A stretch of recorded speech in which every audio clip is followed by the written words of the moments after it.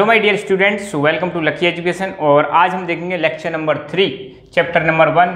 ठीक है, तो ये चैप्टर नंबर 1 चल रहा है साइंस का। और आज का जो टॉपिक है वो है हमारा कुपोषण। हालांकि मैं इंट्रोडक्शन में बता चुका हूँ। तो कुपोषण, जिसको हम अंग्रेजी में बोलते हैं माल न्यूट्रिशन। ठीक है, पोषण कैसा है आपका? कु वर्ड यहाँ पे लग जाता है ना, कु शब्द मतलब उल्टा, मतलब सब बेकार है। पोषण अच्छा पोषण नहीं है। ठीक है, पोषण मतलब न्यूट्रिशन, जो हम खाना खाते हैं, जो हम इनटेक ले रहे हैं, जो भी खाना हम अंदर ले रहे हैं अपने शरीर में और बॉडी इसको हमारी यूज करती है, वो तो हो गया हमारा पोषण। शरीर को बराबर मात्रा में खाना मिलना, न्यूट्रिएंट्स का मिलना पोषण कहलाता है। मगर अब वो बराबर मात्रा में ना मिले तो उसको हम क्या बोलेंगे? कुपोषण। तो कुपोषण क्या होता है? लंबे समय तक जब पोषण में, पोषण मतलब न्यूट्रिशन में किसी एक या अधिक पोषक तत्व की कमी हो, अगर लंबे समय तक हमारे भोजन में, या आप कह सकते हो अगर हमारे भोजन में एक लंबे समय तक एक या एक से ज़्यादा पोषक तत्वों की कमी हो। पोषक तत्व मैंने आपको बताए थे, विटामिन, प्रोटीन, कार्बोहाइड्रेट, वसा, इनमें से किसी एक चीज़ की या एक से ज़्यादा चीज़ की क्या हो? कमी हो, तो ये वाली कंडीशन क्या कहलाती है? कुपोषण कहलाती है। कुपोषण का कारण अगर कोई पूछ ले कारण क्या है, तो उसका कारण है असंतुलित भोजन। भोजन मैं आपको बता चुका हूँ, भोजन दो प्रकार का होता है, संतुलित भोजन और असंतुलित भोजन। संतुलित भोजन वो होता है जिसमें सारे के सारे पोषक तत्व उचित मात्रा में पाए जाते हैं। असंतुलित भोजन वो होता है जिसमें सारे के सारे पोषक तत्व उचित मात्रा में नहीं पाए जाते हैं। कुपोषण की वजह से हमारे शरीर में, कुपोषण की वजह से हमारे शरीर में बीमारियां देखने को मिलती हैं। क्या देखने को मिलती हैं? बीमारियां होती हैं। ये लाइन दोबारा लगी। कुपोषण की वजह से हमारे शरीर में बीमारियां होती हैं। क्या होती हैं? बीमारियां। ठीक है, बीमारियां होती हैं। ठीक है, ये चीज़ ध्यान रखना है। या ऐसे लिख सकते हैं कुपोषण के कारण बीमारियां होती हैं, हमारे शरीर में होती हैं, या कुपोषण के कारण बीमारियां होती हैं। कुपोषण की वजह से शरीर का शारीरिक एवं मानसिक विकास रुक जाता है। कुपोषण की वजह से क्या होगा? हमें पोषक तत्व बराबर मात्रा में नहीं मिलेंगे, जिसकी वजह से हम एक तो फिजिकली भी फिट नहीं हो पाते, मतलब शारीरिक रूप से फिट नहीं हो पाते, विकास नहीं हो पाता, और साथ के साथ में मानसिक रूप से भी क्या पड़ जाते हैं? कमजोर पड़ जाते हैं। इसलिए अगर हमें स्वस्थ रहना है तो स्वस्थ रहने के लिए हमारा खाना कैसा होना चाहिए? संतुलित आहार होना चाहिए। तो समाधान क्या है इसका? इसका समाधान है संतुलित भोजन। बैलेंस्ड डाइट ही इसका समाधान है कुपोषण का। तो इसको एक बार नोट डाउन करो आप अपनी कॉपी में, नोटबुक जो बना रखी है आपने उसमें नोट डाउन कीजिए। हाँ बच्चों, अब एक टॉपिक देखेंगे हम, विटामिन कुपोषण। अभी हमने देखा था कुपोषण क्या होता है, अब विटामिन कुपोषण के बारे में जानेंगे। ठीक है, तो कुपोषण सिंपल सी बात है, जो शब्द आगे लग रहा है विटामिन कुपोषण, मतलब किस चीज़ की कमी रह रही है? विटामिन की कमी रह रही है।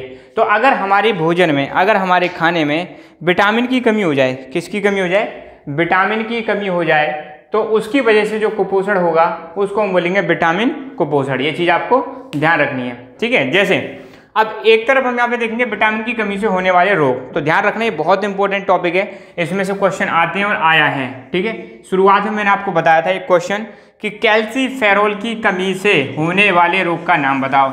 इसी बार 2020 में क्वेश्चन आया था। ठीक है, कि कैल्सीफेरोल या विटामिन डी की कमी से होने वाले रोग का नाम बताना है। एक शब्द का आंसर है, वो है रिकेट्स। ठीक है, तो यहाँ पर हम क्या देखेंगे? एक तरफ हम देखेंगे विटामिन, दूसरी तरफ विटामिन की कमी से होने वाला रोग और उस रोग के लक्षण क्या है। अगर ये रोग हो गया तो आपको कैसे पता चलेगा? उसके क्या सिम्टम्स हैं? लक्षण को क्या होते हैं? सिम्टम्स।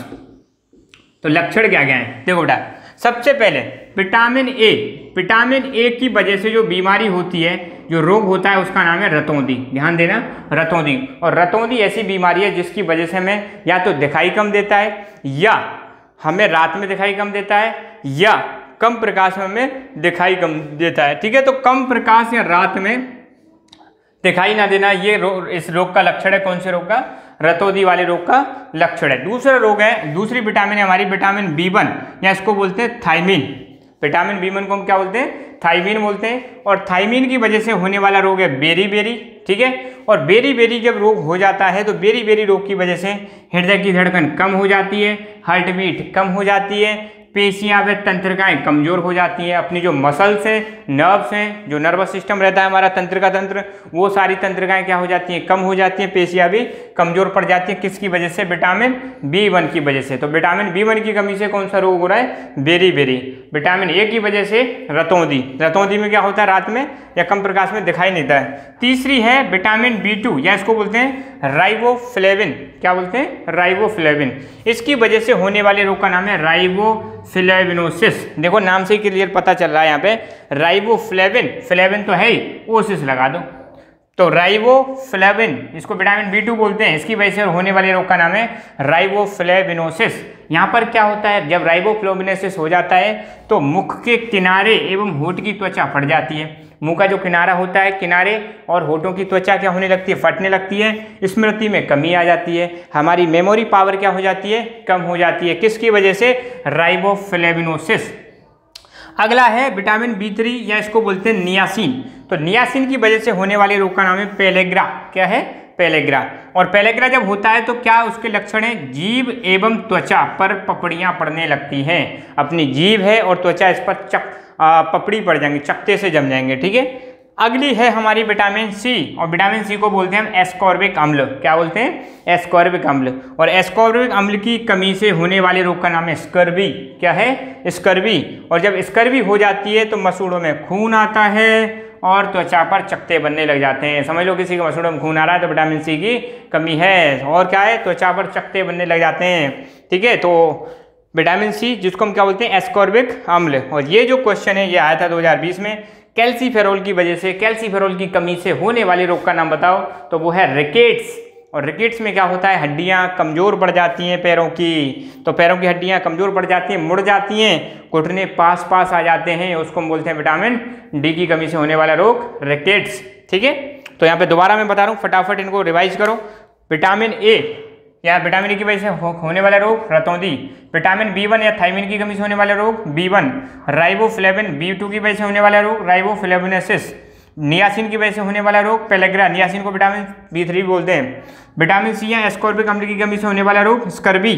और कैल्सीफेरोल या विटामिन D की वजह से होने वाला रोग रिकेट्स। और विटामिन D तो हमें सूरज से भी मिलती है। ठीक है। तो बस आज के लेक्चर में इतना ही।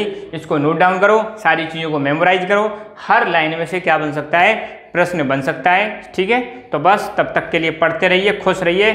जय हिंद, जय भारत।